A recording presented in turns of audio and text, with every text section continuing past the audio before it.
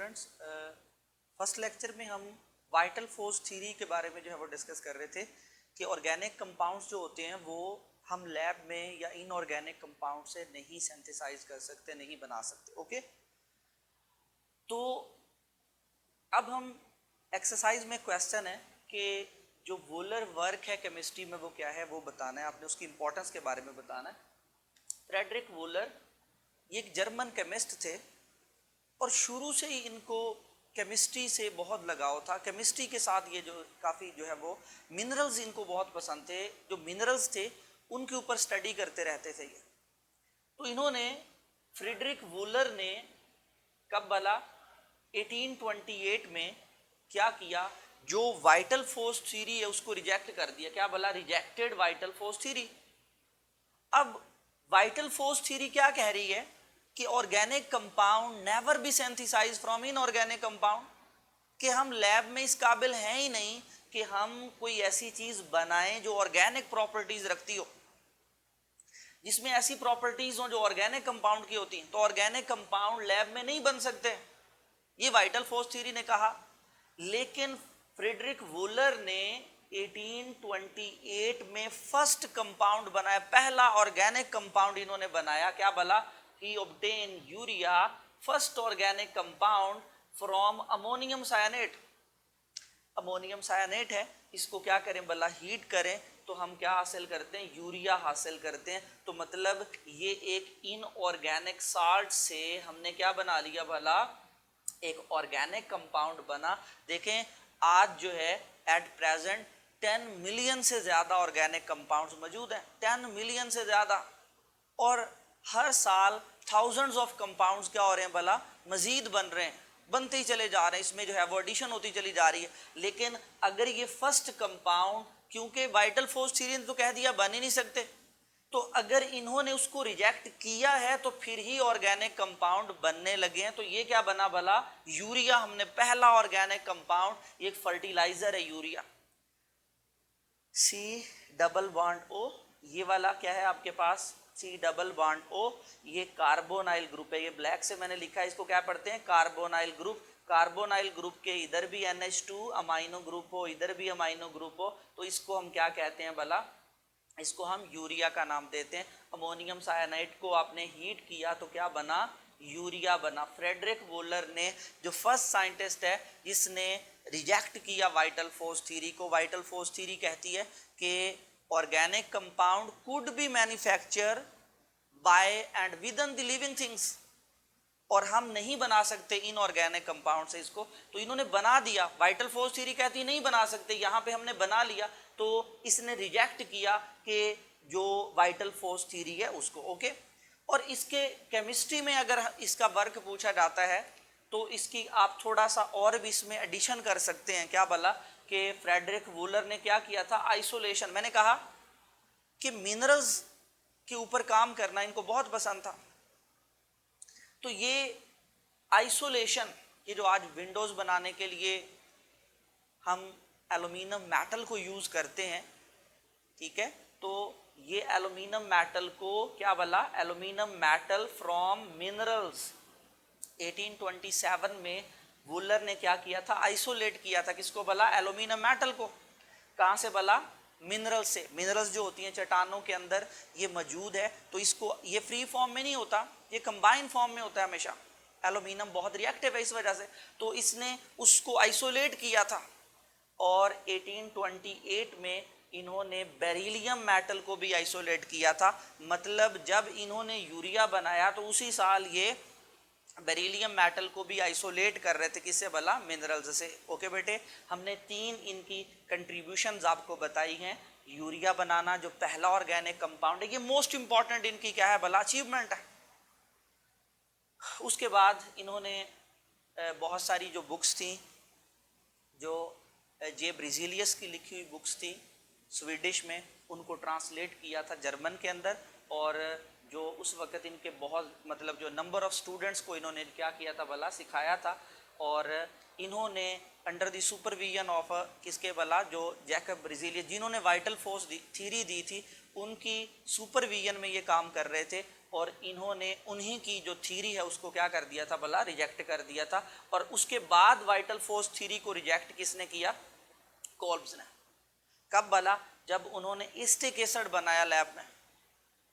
पहले 1828 में वुलर ने क्या बनाया भला, यूरिया, और उसके बाद कोल्ब ने क्या प्रिपेयर किया, एस्टिक एसिड। कब भला, 1845 में। मतलब दो चीज़ों की फॉर्मेशन यहाँ पे ये प्रूव है। यहाँ पे मैंने थोड़ा वुलर के बारे में आपको बताया कि उसका केमिस्ट्री में क्या वर्क है, और वुलर ने ही यहाँ पे अगर हम बात करते हैं तो यहाँ पे उसने ही ये आइसोलेशन के हमें जो है वो एल्यूमिनियम की और बेरिलियम की, एल्यूमिनियम के बारे जो है वो बेरिलियम की और एल्यूमिनियम की आइसोलेशन के बारे में कहाँ से भला, मिनरल से जो है वो इसके बारे में हमें बताया। ओके, और कोल्ब ने क्या किया था भला, प्रिपेयर किया था एस्टिक एसिड, CH3COOH, ये क्या भला, एस्टिक एसिड ऑर्गेनिक। ये मतलब ये दो चीज़ें जो रिजेक्ट करती हैं, किस चीज़ को रिजेक्ट करती हैं, वाइटल फोर्स थ्योरी को। ओके, उसके बाद हम देखते हैं modern definition of organic compound. First of all organic compound की मॉडर्न डेफिनेशन क्या है। पहले तो हमने ओल्ड डेफिनेशन क्या बताई आपको कि जो लिविंग से हासिल होंगे वो ऑर्गेनिक है, और जो नॉन लिविंग से हासिल होंगे वो क्या है भला, वो इनऑर्गेनिक है। लेकिन क्योंकि 10 मिलियन से ज़्यादा कंपाउंड है और हर साल सिंथेसाइज हो रहे हैं, कितने भला, thousands of organic compounds are synthesised each year. तो इसलिए डेफिनेशन इसकी हमें क्या, इसको क्या करना पड़ेगा, बदलना पड़ेगा, क्योंकि हम उनको प्रिपेयर कर पा रहे हैं खुद से, लैब में हम उनको तैयार कर रहे हैं, मतलब वो लिविंग से नहीं हासिल कर रहे। तो इसके लिए फिर हमने वो पुरानी डेफिनेशंस को रिजेक्ट करना पड़ेगा और नई डेफिनेशन बनाना पड़ेगी कि क्या है ऑर्गेनिक कंपाउंड की मॉडर्न डेफिनेशन। तो क्या, ऑल दीज कंपाउंड्स, जो भी ऑर्गेनिक कंपाउंड होगा तो वो कौन होगा, all those compound contain carbon, जिनमें कार्बन होगा। क्या, all those compounds which contain carbon. लेकिन क्या होगा carbon, carbon as an essential element, जिसमें लाजमी पार्ट होगा कौन भला, कार्बन। उसको हम क्या कहते हैं भला, उसको हम ऑर्गेनिक कंपाउंड का नाम देते हैं। क्या होते हैं ऑर्गेनिक कंपाउंड, वो तमाम कंपाउंड जिसमें कार्बन क्या हो भला, as an essential element. Carbon क्या होगा बेटे, एज एन एसेंशियल एलिमेंट। इसकी एग्जांपल की अगर हम बात करते हैं तो क्या होते हैं, हाइड्रोकार्बन्स। जो हाइड्रोकार्बन्स हैं वो क्या है भला, ऑर्गेनिक कंपाउंड है कि इनमें जो कार्बन है वो क्या है, कोवलेंटली बॉन्डेड होता है। कोवलेंटली बॉन्डेड कार्बन, जो ऑर्गेनिक कंपाउंड है उनमें कार्बन क्या होता है, कोवलेंटली बॉन्डेड और एसेंशियल होता है। ठीक है, तो हाइड्रोकार्बन्स और जो हाइड्रोकार्बन्स के डेरिवेटिव हैं वो क्या है भला, ऑर्गेनिक कंपाउंड्स हैं। उनमें लाजमी तौर पे हाइड्रोकार्बन्स क्या होते हैं, आपने जो है वो मैट्रिक में भी पढ़ा, क्या भला, compound formed by only carbon and hydrogen. इसमें क्या होता है, ओनली क्या बेटे, कार्बन प्लस हाइड्रोजन। हाइड्रोकार्बन्स क्या होते हैं, those compound which contain only carbon and hydrogen. Like आपके पास क्या है बेटे, CH4 है, तो इसमें CH4 में कार्बन और हाइड्रोजन के अलावा कुछ नहीं है, तो इसको हम क्या कह सकते हैं, इसको हम हाइड्रोकार्बन बोल सकते हैं। और CH4 से मैं कोई और कंपाउंड बना लेता हूँ, ये है मेरे पास CH3 और ये 4 था, यहाँ 4 हाइड्रोजन थे, मैंने एक हाइड्रोजन हटा के इसकी जगह पे क्लोरीन लगा दिया, तो इसको हम क्या कह रहे हैं भला, इसका डेरिवेटिव बोल रहे हैं। ओके, क्या कहा, क्या होती मॉडर्न डेफिनेशन, वो कंपाउंड कौन से बेटे, कंटेन्ड कार्बन, कार्बन क्या हो इसमें, एज एन एसेंशियल एलिमेंट, लाजमी पार्ट हो जिसके अंदर कार्बन, उसको हम क्या कहते हैं भला, उसको हम ऑर्गेनिक कंपाउंड का नाम देते हैं। ओके, और ऑर्गेनिक केमिस्ट्री क्या होगी, स्टडी, किस चीज की स्टडी है बेटे, hydrocarbons and their derivative, branch of chemistry which tells us about the study of hydrocarbon and their derivative. अगर हम हाइड्रोकार्बन्स, ये मैंने अभी आपको बताया, लाइक आपके पास ये CH4 है, इसको इस तरह से लिखा जा सकता है, C के साथ आपने क्या लगाए हुए हैं भला, 4 हाइड्रोजन, और इसका आप रिएक्शन करवाते हो किसके साथ भला, क्लोरीन के साथ, तो इसके रिएक्शन के साथ ये Cl2 को मैं क्या लिख सकता हूँ, Cl और Cl, ओके। ये CH4 है, ये क्या है भला, हाइड्रोकार्बन, और मैं इस हाइड्रोकार्बन का क्लोरीन से रिएक्शन करवा रहा हूँ सनलाइट की प्रेजेंस में। सनलाइट है यहाँ, और क्या होगा कि ये हमारे पास कार्बन के साथ ये 3 हाइड्रोजन वैसे हैं, ये वाले तीनों, ये हाइड्रोजन, ये दूसरा और ये तीसरा, ये वैसे ही हैं। और क्या हुआ, इसका एक हाइड्रोजन यहाँ से हट चुका है और उसकी जगह पे ये वाला क्लोरीन यहाँ पे आ जाता है। ये क्लोरीन यहाँ आ चुका है और ये H और ये Cl मिलके यहाँ पे क्या बन जाएगा हमारे पास, ये H और ये क्या भला, Cl, ओके। तो ये तो हुआ हाइड्रोकार्बन, देख लो इसमें क्या है, एक कार्बन है और 4 हाइड्रोजन, ये तो हाइड्रोकार्बन है। लेकिन ये हाइड्रोकार्बन से बना हुआ, ये हाइड्रोकार्बन और ये वो है जो हाइड्रोकार्बन से हमने बनाया है, तो हम इसको क्या कहते हैं, डेरिवेटिव ऑफ हाइड्रोकार्बन। क्या बोलते हैं बेटे, डेरिवेटिव। ये हाइड्रोकार्बन और ये उसका डेरिवेटिव, मतलब जितने भी हाइड्रोकार्बन्स हैं या हम उनसे जो कंपाउंड आगे हासिल करते हैं उनकी study of hydrocarbons and their derivative named as organic chemistry, okay। modern definition organic compound की, के वो कंपाउंड जिनमें क्या हो, कार्बन, कैसे हो carbon, as an essential element. और ये ज्यादातर कौन होते हैं, हाइड्रोकार्बन्स हैं, और उनके क्या हैं भला, डेरिवेटिव्स। यहां से आपको पता लगना चाहिए कि हाइड्रोकार्बन्स क्या होते हैं और उनके डेरिवेटिव्स क्या होते हैं, ओके। उसके बाद है कंपोजिशन ऑफ ऑर्गेनिक कंपाउंड, कि ऑर्गेनिक कंपाउंड आखिर किन किन, एक तो चीज लाजमी है, कार्बन तो इनमें लाजमी है, क्या भला, made up of carbon and hydrogen. ज्यादातर क्या होते हैं, ये हाइड्रोकार्बन है, मतलब किससे बने होंगे, कार्बन एंड हाइड्रोजन से बने होंगे, ठीक है। और उसके बाद अदर एटम्स जो ऑर्गेनिक कंपाउंड में कार्बन और हाइड्रोजन के अलावा होंगे, वो कौन कौन है, नाइट्रोजन होता है, sulphur, oxygen and phosphorus, okay. अभी हमने जो पहला ऑर्गेनिक कंपाउंड बनाया, इसी में देख लें बेटे कौन कौन मौजूद है। इसमें ये नाइट्रोजन नजर आ रहा है आपको, ये नाइट्रोजन, ये हाइड्रोजन पड़े हैं, ये ऑक्सीजन पड़ा हुआ है, और ये क्या है भला, कार्बन। तो ये यहाँ पे कुछ कंपाउंड उनमें क्या होता है भला, आगे जैसे जैसे लेक्चर्स चलेंगे तो बहुत सारी एग्जांपल्स मिलेंगी जिनमें अदर देन क्या होते हैं भला, हाइड्रोजन, हाइड्रोजन के अलावा ये भी पाए जाते हैं किसके अंदर भला, जो ऑर्गेनिक कंपाउंड है, ओके बेटे। अब हमने कुछ ऐसे कंपाउंड्स की बात करनी है, कार्बन कंटेनिंग कंपाउंड, हैं भी कार्बन कंटेनिंग और हैं भी क्या भला, इनऑर्गेनिक, इनऑर्गेनिक कंपाउंड्स। बेटे क्या कहा कि कार्बन भी होगा उनमें, लेकिन वो ऑर्गेनिक कंपाउंड नहीं होंगे। अभी तो कहा जिनमें क्या होगा, एज एन एसेंशियल एलिमेंट, जिनमें कार्बन होगा, अभी तो कहा वो ऑर्गेनिक है। लेकिन कुछ ऐसे भी हैं कि कार्बन होने के बावजूद हम उन्हें ऑर्गेनिक नहीं बोलते, वो हम आपको बता देते हैं कौन कौन से हैं। ऑक्साइड्स ऑफ कार्बन, मतलब इसमें क्या क्या आएगा, carbon monoxide and carbon dioxide. Oxides of carbon मतलब ये दोनों कार्बन तो है इनमें, लेकिन ये ऑर्गेनिक कंपाउंड नहीं है।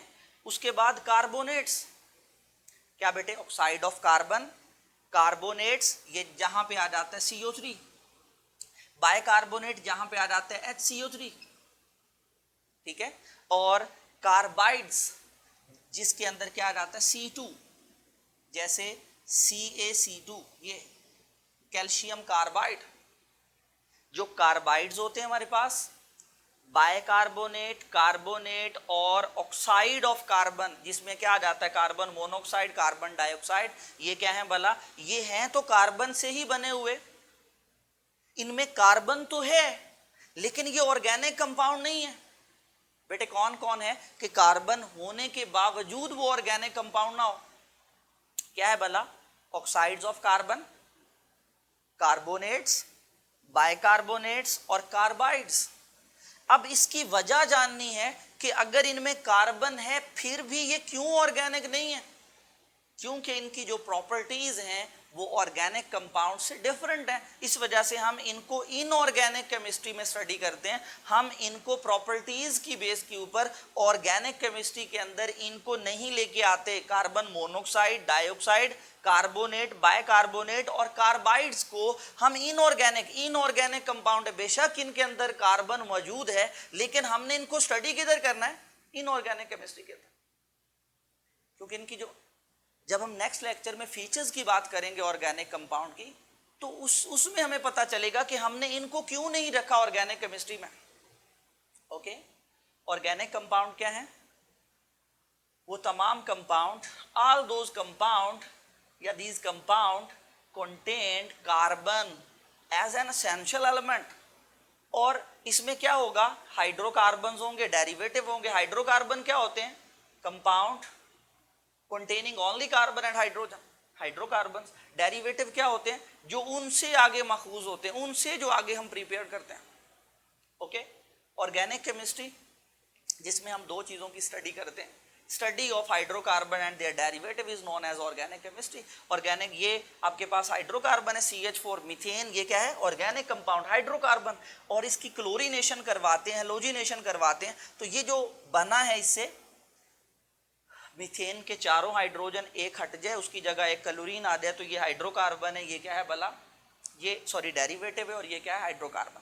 तो ये जहां हम हाइड्रोकार्बन्स और उनके डेरिवेटिव्स की स्टडी करते हैं, मतलब मैं इसकी सारी प्रॉपर्टीज जिस ब्रांच में पढ़ रहा हूँ, इसकी प्रिपरेशन के बारे में पढ़ रहा हूँ, इसके यूजेस के बारे में पढ़ रहा हूँ, या इसके यूजेस के बारे में डिस्कस कर रहा हूँ, तो ये क्या होगी भला? Organic chemistry. कंपोजिशन, ज्यादातर इसमें कार्बन और हाइड्रोजन है, लेकिन अदर एटम्स भी हो सकते हैं ऑर्गेनिक कंपाउंड में। कौन कौन? नाइट्रोजन हो सकता है, सल्फर हो सकता है, ऑक्सीजन हो सकता है, फास्फोरस हो सकता है। ओके, और कुछ ऐसे भी हैं कि कार्बन होने के बावजूद वो ऑर्गेनिक कंपाउंड नहीं है, क्योंकि इनकी प्रॉपर्टीज मैच नहीं करती किसके साथ भला? ऑर्गेनिक कंपाउंड्स के साथ। वूलर वर्क केमिस्ट्री में क्या है ये आपने बताना है, ठीक है। और उसके बाद आपने modern definition, composition, organic chemistry, organic compound, composition, और ये कौन कौन से हैं कि कार्बन होने के बावजूद इनको हम ऑर्गेनिक कंपाउंड नहीं बोल सकते। Okay, alright. नेक्स्ट लेक्चर में हम बात करेंगे कि जो ऑर्गेनिक कंपाउंड्स होते हैं उनकी फीचर्स क्या होती हैं, उनकी प्रॉपर्टीज क्या होती हैं। अगर हमें फीचर्स पता होंगी तो हम ऑर्गेनिक केमिस्ट्री को आसानी से समझ लेंगे। ओके बेटे।